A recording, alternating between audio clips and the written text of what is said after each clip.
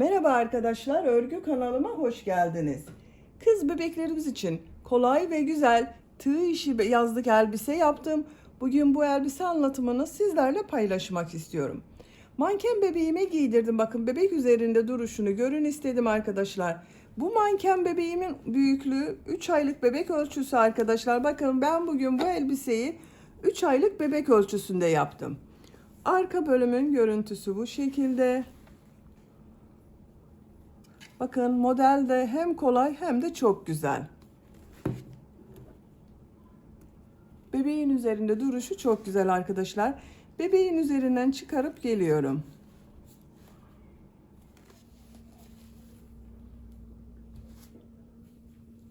Bakın arkadaşlar, elbisemizin görüntüsü bu şekilde. Bebek üzerinde gördük. Bakın bu elbise çok kolay arkadaşlar. Bakın yaka bölümünü bu şekilde yaptım. Modellerde hem kolay hem de çok güzel. Herkes yapabilir bu modeli. Elbise örgüsüne bu yakadan zincir yaparak başlıyoruz. Ben bugün bu elbiseyi 3 aylık bebek ölçüsünde göre anlatıyorum. Siz aynı elbiseyi yeni doğan bebek için yapabilirsiniz. 1, 2, 3, 4, 5 yaş her yaş çocuklarınıza yaparak kullanabilirsiniz. Yeni doğan bebek için yapmak istiyorsanız bu başlama zincir sayısını ve yaptığımız bu iki sırayı aynı sayıda yapabilirsiniz. Sadece şu arttırma sırasını benim yaptığımdan bir sıra eksik yaparsanız yeni doğan bebek için olur. 6 aylık bebek için yapmak istiyorsanız yine aynı sayıda başlayabilirsiniz. Bu arttırma sırasını benim yaptığımdan 1 veya 2 sıra fazla yaparsanız 6-12 ay arası çocuklarınız için olur. 1 yaş çocuk için yapmak istiyorsanız zincir sayısını benim yaptığımdan 8 zincir fazla başlayabilirsiniz. Ön, arka ve kollara ikişer trabzan fazla başlarsınız. Bu arttırma sırasını da 3-4 sıra fazla yaparsanız 1-2 yaş arası çocuklarınız için olur. Bakın kol çevresinde, yakada ve etek ucunda farklı bir tığ işi yaptım arkadaşlar. Videonun içinde bunu gösteriyorum. Çok güzel oldu bakın. Bu elbisede iplik olarak beyaz kullandım. Ekru renkli bir beyaz arkadaşlar. Tam beyaz değil bakın. Bir yumak iplik bitti. İkinci yumak ipliğe başladım. Bu kol çevresinde ve yaka çevresinde ikinci yumak ipliğe başladım arkadaşlar. Tığ olarak 5 numara 3 milimetre tığ kullandım. Benim elim çok sıkı değil. Bakın yaptığım örgüler yumuşak oluyor. Sizin eliniz sıkıysa 3,5-4 milimetre tığ kullanırsanız daha güzel olur arkadaşlar. Ben bu şekilde ekru renk kullandım. Siz bu elbise örgüsünde her marka iplik ve renkleri kullanarak yapabilirsiniz. Elbise ölçülerini videonun sonunda ölçüyorum. Oraya bakabilirsiniz. 3 aylık bebek için yapıyorum. İplik tığı hazırlayalım. Hep birlikte bu güzel elbise örgüsüne başlayalım. Örgü kanalıma abone değilseniz abone olmayı unutmayın lütfen. Hepinize kolay gelsin. İyi çalışmalar.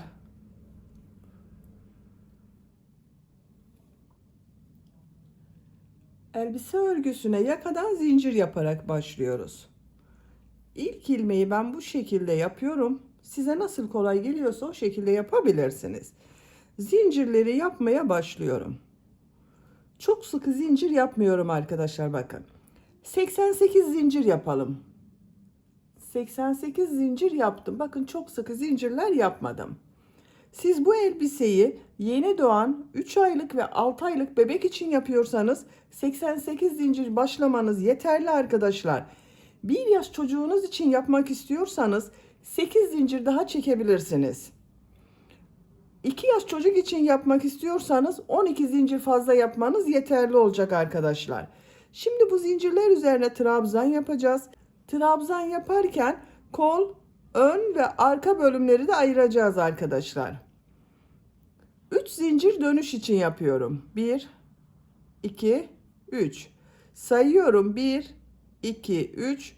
Dördüncü ilmeğe trabzan yapıyorum. Buraya ilk başta arttırma trabzanı yapıyorum arkadaşlar. Bu üst zincirde bir trabzan, 2 zincir yapıyorum. 2 trabzan yapıyorum. Bakın aynı ilmek içine bir trabzan yaptım, 2 zincir yaptım, 2 trabzan yaptım. Burası arttırma yeri olacak. Şimdi arka bölüm için 18 trabzan yapıyorum.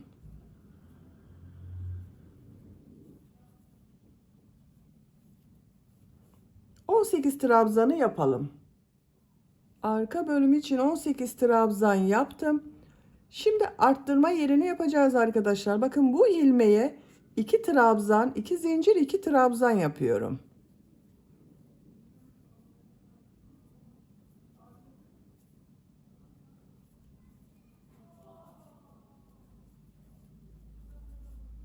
Aynı ilmeğe 2 trabzan, 2 zincir, 2 trabzan yaptım.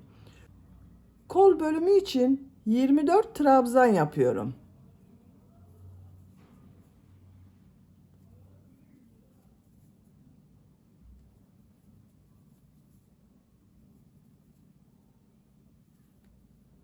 ...24 trabzan yapalım. Kol bölümü için 24 trabzan yaptım. Bu ilmeğe arttırma yeri için 2 trabzan, 2 zincir, 2 trabzan yapıyorum.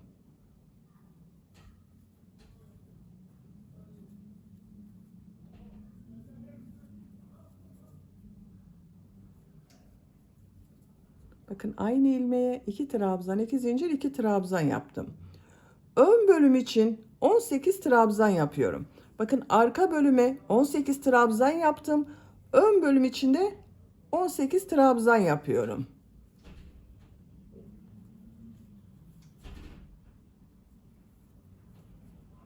...18 trabzanı yapalım. Ön bölüm için 18 trabzan yaptım.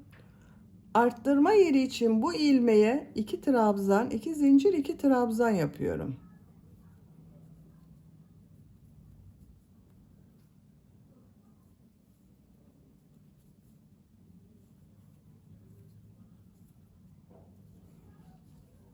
Bu kol için 24 trabzan yaptım. Diğer kol için buraya 24 trabzan yapıyorum. Burada 24 zincir var arkadaşlar. 24 trabzan yapıyoruz.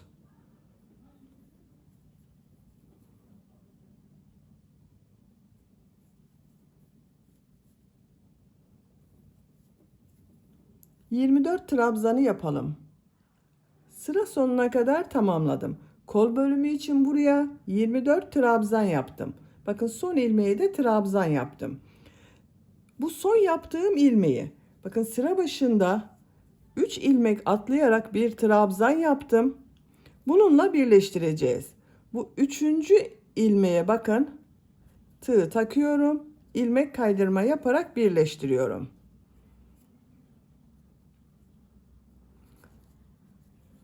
Şu sıra başında bulunan bakın iplik ucunu da burada bulunan ilmek ile ilmek kaydırma yapıyorum.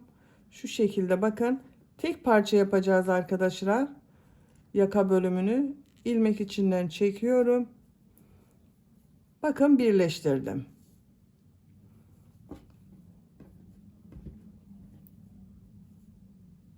Görüntüsü bakın bu şekilde oldu. Dikdörtgen şeklinde bir yaka yaptık. Ön ve arka bölüm için 18 trabzan yaptım. Kol bölümleri için 24 trabzan yaptım. Arttırma yerlerinde 2 trabzan, 2 zincir, 2 trabzan şeklinde yaptım. İkinci sıradayım. İkinci sıraya şu 2 zincir üzerine geçiş yapıyorum arkadaşlar. İlmek kaydırma yapıyorum. İlmek kaydırma yapıyorum. 3 zincir yapıyorum. Bir trabzan yapıyorum. Bakın 3 zincirde bir trabzan, 2 zincir yapıyorum. 2 trabzan yapıyorum. 2 trabzan, 2 zincir, 2 trabzan oldu. Diğer ilmeklere trabzan yaparak devam ediyorum. Trabzan sırası yapıyoruz. Arttırma yerine kadar devam edelim. Arttırma zincirine kadar bakın trabzan yaptım. 2 zincir üzerine 2 trabzan, 2 zincir, 2 trabzan yapıyorum.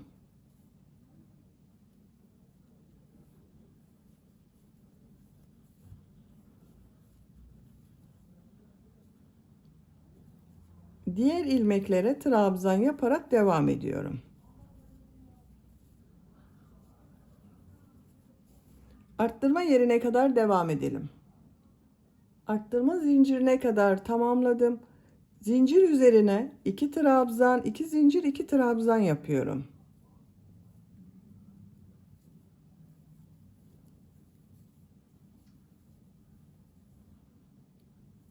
Diğer ilmeklere trabzan yaparak devam ediyorum. Buraya kadar devam edelim. Buraya kadar bakın trabzan yaptım. 2 trabzan, 2 zincir, 2 trabzan yapıyorum.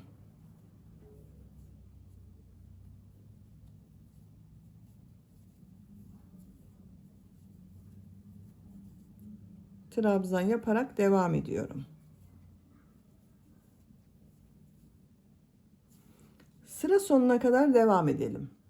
Sıra sonuna kadar tamamladım. Bakın burada ilmek kaydırma yaptım. İlmekleri üzerine de trabzan yaptım. Sıra başında yaptığım 3 zincirin bu 3. zincir ile ilmek kaydırma yaparak birleştiriyorum. Yaka örgüsünü 2 sıra yaptım. Bakın arttırma yerlerinde 2 trabzan, 2 zincir, 2 trabzan yaptım. Kol örgüsünü burada bitiriyoruz arkadaşlar. Örgüye artık arka ve ön bölüm olarak devam ediyoruz. İlmek kaydırma yaparak bu 2 zincir üzerine geçiyorum. 3 zincir yapıyorum. Buraya bir trabzan yapıyorum. Bakın 3 zincir ile birlikte 2 trabzan oldu. Diğer ilmeklere bakın trabzan yaparak devam ediyorum. Burası arka bölümü oluyor arkadaşlar. Bu zincire kadar devam edelim. Zincire kadar trabzan yaptım. Bu zincir üzerine 2 trabzan yapıyorum. Bir zincir yapıyorum. Örgüyü çeviriyorum. Şu ilk ilmeğe 2 trabzan yapıyorum. Bakın 2 ilmek arttırması yaptım arkadaşlar. Diğer ilmeklere trabzan yaparak devam ediyorum.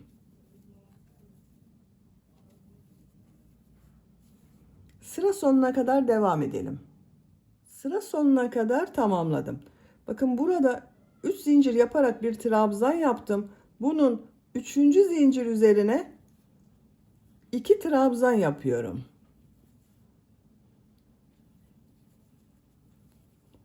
Bakın 2 trabzan buraya yaptım.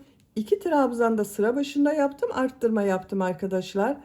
Bir zincir yapıyorum. Örgüyü çeviriyorum. Şu ilk ilmeğe 2 trabzan yapıyorum.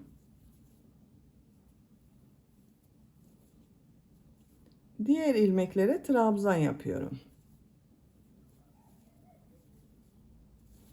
Sıra sonuna kadar devam edelim. Sıra sonuna kadar tamamladım.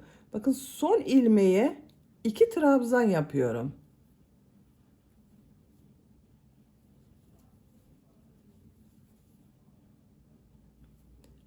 Bir zincir yapıyorum, örgüyü çeviriyorum. İlk ilmeğe 2 trabzan yapıyorum.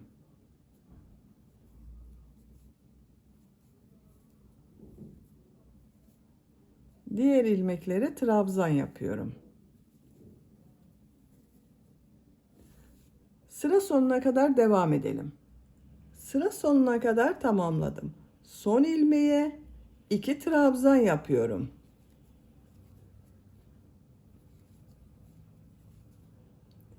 İpliği kesiyorum.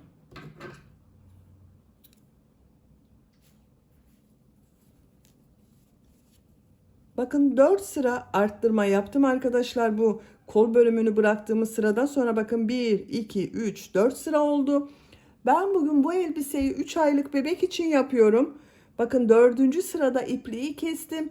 Siz yeni doğan bebek için yapıyorsanız 3. sırada ipliği kesebilirsiniz. 3 sıra yeterli olacaktır arttırma sırası.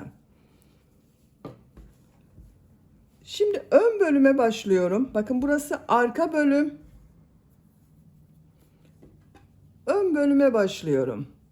Şuradan bakın 2 zincir üzerine ipliği bağlıyorum.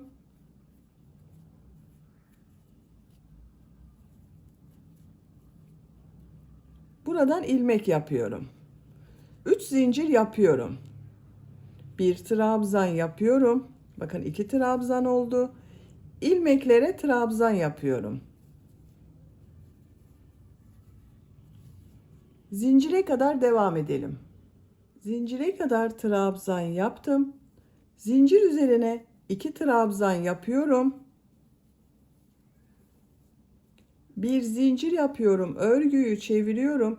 İlk ilmeğe 2 trabzan yapıyorum. Diğer ilmeklere trabzan yapıyorum.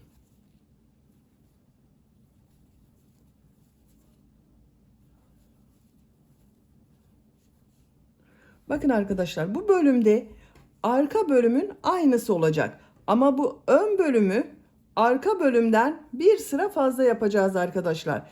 Bakın bunu 4 sıra yaptım. Ön bölümü 5 sıra olarak tamamlayacağız. Arka bölümde bu son sırada kaç trabzan yaptığımı sayıyorum. Bazen arkadaşlar soruyorsunuz.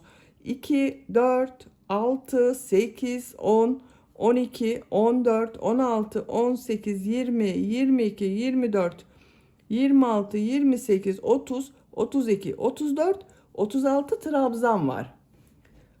Bu ön bölüm örgüsünü 5 sıra olarak arttırmalar yaparak tamamlayalım arkadaşlar. Bakın bu sıra sonunda ve sıra başında arttırma yapmayı unutmayalım.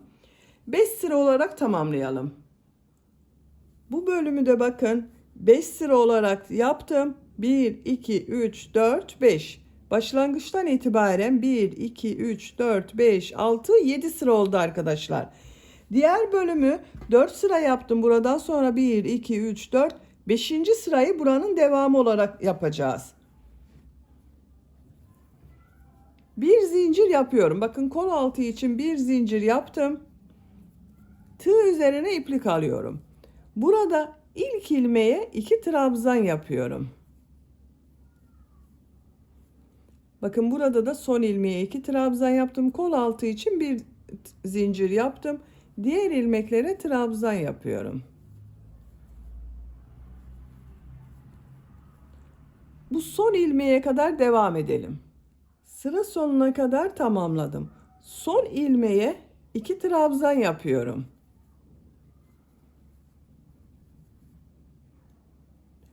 Kol altı için bir zincir yapıyorum. Diğer bölüm ile ilmek kaydırma yaparak birleştiriyorum. Bakın şu ilmek ile ilmek kaydırma yaparak birleştiriyorum. Bakın bu sırada ön ve arka bölümü birleştirdik arkadaşlar. Kol altında birer zincir yaptım. Trabzan sırası yapıyorum. Şu ilk ilmeğe 2 trabzan yapıyorum. Diğer ilmeklere bir trabzan yapıyorum.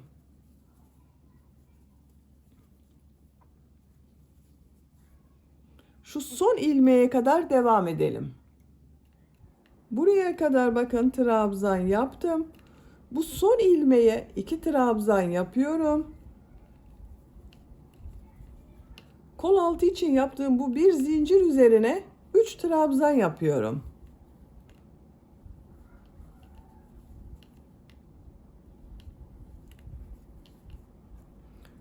Şu ilk ilmeğe 2 trabzan yapıyorum.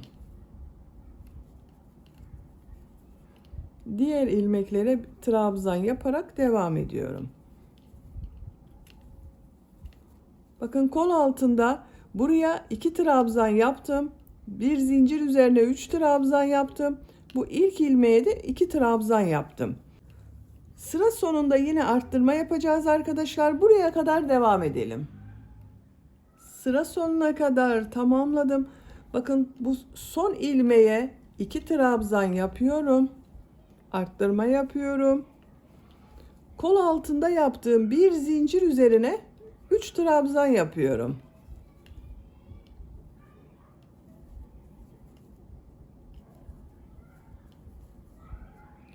Şu ilk ilmek ile ilmek kaydırma yaparak birleştiriyorum. Bakın kol altının görüntüsü bu şekilde oldu. Arttırmaları burada bitiriyorum.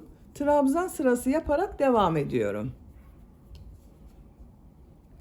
2 zincir yapıyorum. trabzan yapıyorum. Her ilmeğe trabzan yapıyorum. Arttırma yapmıyoruz artık arkadaşlar. Trabzan sırası yaparak sıra sonuna kadar devam edelim. Sıra sonuna kadar tamamladım. İlk ilmek ile ilmek kaydırma yaparak birleştiriyorum. Bakın bu sırada bir sıra trabzan sırası yaptım arkadaşlar. Bu şekilde oldu. 2 sıra trabzan sırası yaptık bakın burada. Siz bu elbiseyi daha büyük çocuk için yapıyorsanız bunu 3 veya 4 sıra yapabilirsiniz. Ben burada trabzan sırasını bitiriyorum. Model yerleştirmeye başlıyorum. Tığ üzerine iplik alıyorum. Bakın şu 2 ilmeği atlıyorum. 3. ilmeğe 3 trabzan, 2 zincir, 3 trabzan yapıyorum.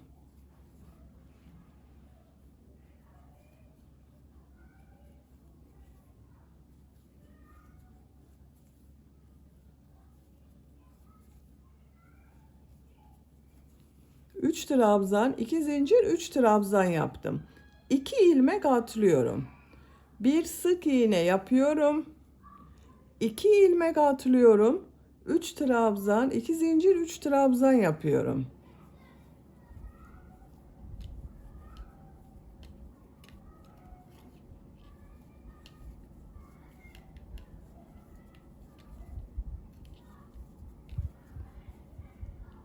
İki ilmek atlıyorum. Bir sık iğne yapıyorum. 2 ilmek atlıyorum. 3 trabzan, 2 zincir, 3 trabzan yapıyorum.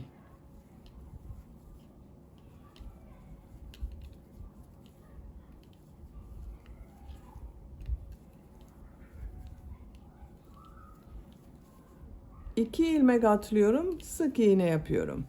Bakın model bu şekilde oluyor arkadaşlar. Siz model biraz daha sık olsun isterseniz, bakın bu modelden sonra 2 ilmek atlayıp bir sık iğne yapabilirsiniz. Sık iğneden sonra bir ilmek atlama yapabilirsiniz. Ben bu şekilde yapıyorum. Sıra sonuna kadar devam edelim. Sıra sonuna kadar modelleri yaptım. Son modeli de bakın 3 trabzan, 2 zincir, 3 trabzan yaptım. 2 ilmek atlıyorum. Şurada yaptığım bakın ilk ilmek ile ilmek kaydırma yaparak sırayı birleştiriyorum. Model yerleştirmeyi bu sırada yaptım arkadaşlar. Kaç model olduğunu sayıyorum. Bakın 2, 4, 6, 8, 10, 12, 14 model oldu.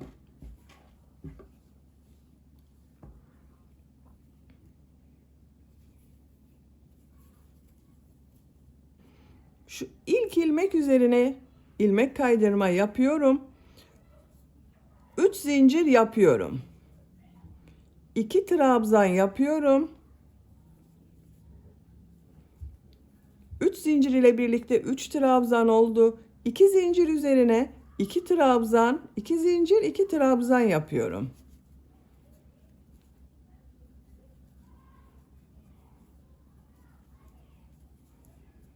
Üç trabzan yapıyorum.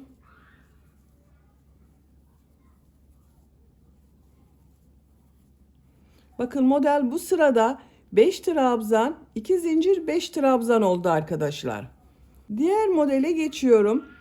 3 ilmek üzerine 3 trabzan yapıyorum.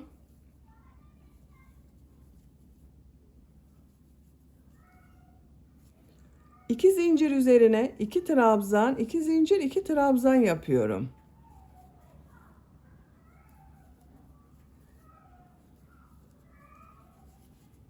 Üç trabzan yapıyorum.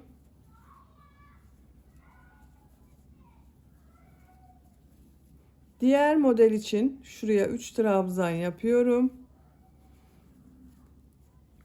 Bakın model artık 5 trabzan, 2 zincir, 5 trabzan şeklinde oluyor. Sıra sonuna kadar devam edelim. Sıra sonuna kadar modelleri tamamladım. Sıra başında yaptığım 3 zincirin 3. zincir ile ilmek kaydırma yaparak birleştiriyorum.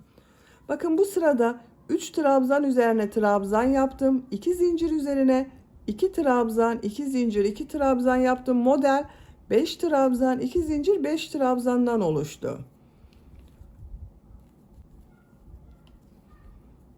3 zincir yapıyorum. 3 trabzan yapıyorum.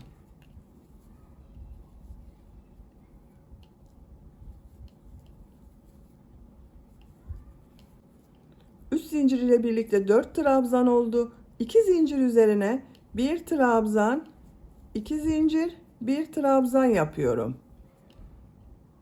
4 trabzan yapıyorum.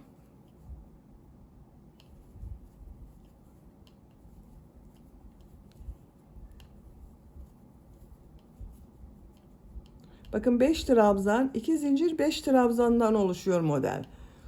Bu modelde son ilmeği atlıyorum. Diğer modelde ilk ilmeği 2 ilmek atlıyorum. 4 trabzan yapıyorum.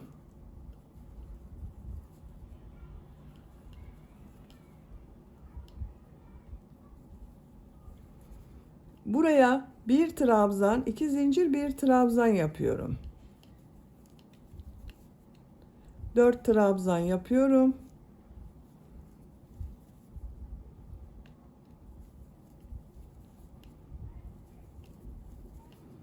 İki ilmek atlıyorum, 4 trabzan yapıyorum. Bakın arkadaşlar, model bu. 5 trabzan, 2 zincir, 5 trabzan ile devam edecek. Sıra sonuna kadar devam edelim. İlmek kaydırma yaparak birleştirelim. Modelde ilk ilmeği atlıyoruz, son ilmeği yapmıyoruz arkadaşlar. 4 trabzan yapıyoruz. Bu 2 zincir üzerine 1 trabzan, 2 zincir, 1 trabzan yapıyoruz. Yani toplamda 5 trabzan, 2 zincir, 5 trabzan ile model devam edecek. Bakın bu şekilde görünüyor. Elbise örgüsüne yapacak olduğunuz çocuğun büyüklüğüne ve tercihinize göre model sırasını tekrarlayarak devam edelim. Model sırasını yapacağım ölçüye göre tamamladım. Başlangıçtan itibaren sayıyorum. Bakın ilk model yerleştirdiğim sıradan itibaren. 1, 2, 3, 4, 5, 6, 7, 8, 9, 10, 11, 12, 13, 14, 15, 16 model sırası yaptım. Bu elbise yüksekliğini siz tercihinize göre 1-2 sıra devam edebilirsiniz. Ben burada bitiriyorum ama son sırayı yapacağız. Son sırada uç bölümde farklı bir teknik yapacağız. Bakın en son modeli ilmek kaydırma yaparak birleştirdim. Düz devam etmiyorum. Örgünün tersine doğru devam ediyorum arkadaşlar. Bakın şu ilk ilmeğe tığ takıyorum. İpliği şu şekilde çekiyorum. İçinden çıkarıyorum. Bakın ilmeğe tığ takıyorum. İpliği şu şekilde tığ üzerine alıyorum. Çekiyorum. Tığ üzerinde 2 ilmek var. 2 ilmekten çekiyorum. İlmeğe tığ takıyorum.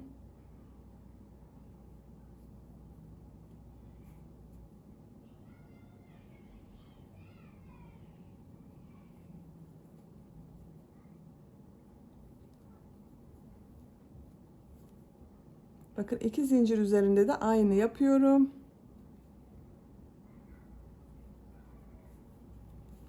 Bu şekilde bir görüntü elde ediyoruz bakın. Sıra sonuna kadar devam edelim. Sıra sonuna kadar tamamladım. Son ilmek ile bakın şu şekilde ilmek kaydırma yapıyorum, bitiriyorum arkadaşlar. İpliği kesiyorum.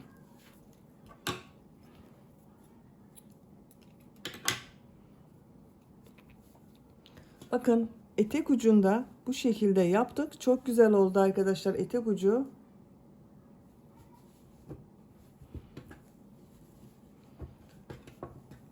Görüntüsü böyle. Şimdi kol çevresinden sık iğne sırası yapıyorum. Kol altından başlıyorum. Kol altında yaptığım bakın bir zincirden ipliği bağlıyorum. Buradan ilmek yapıyorum. İlmeklere sık iğne yapıyorum.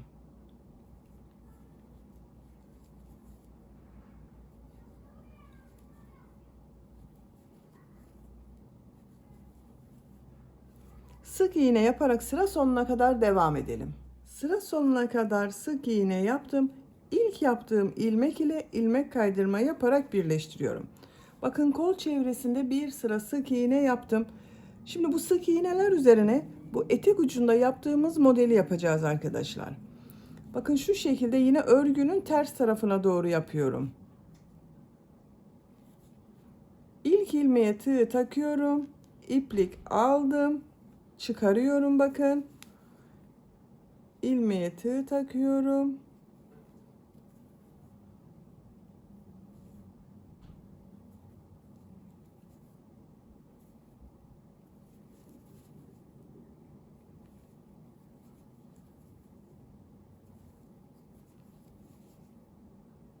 Sıra sonuna kadar devam edelim. Sıra sonuna kadar tamamladım. Şu ilmek ile bakın ilmek kaydırma yaparak bitiriyorum arkadaşlar.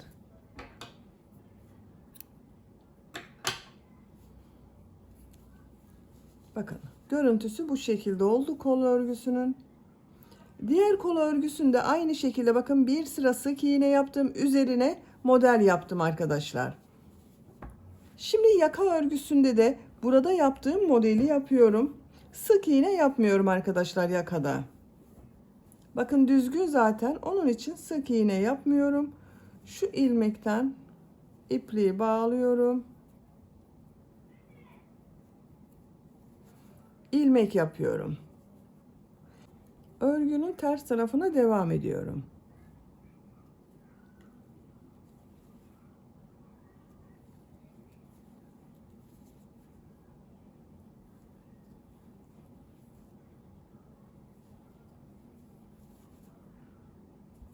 Başladığımız yere kadar devam edelim. Sıra sonuna kadar tamamladım. İlk yaptığım bakın şu ilmeğe ilmek kaydırma yaparak bitiriyorum arkadaşlar. İpliği kesiyorum.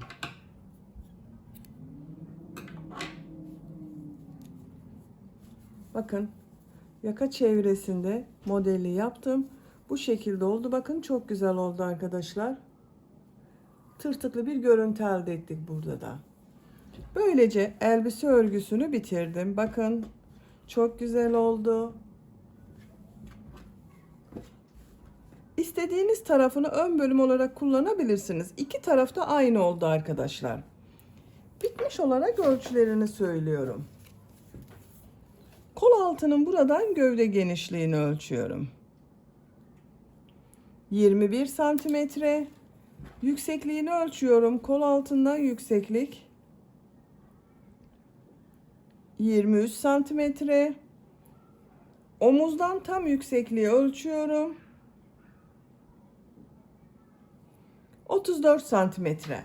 Ben bugün 3 aylık bir bebek için yaptım. Bakın bu şekilde oldu. Elbise çok güzel oldu arkadaşlar.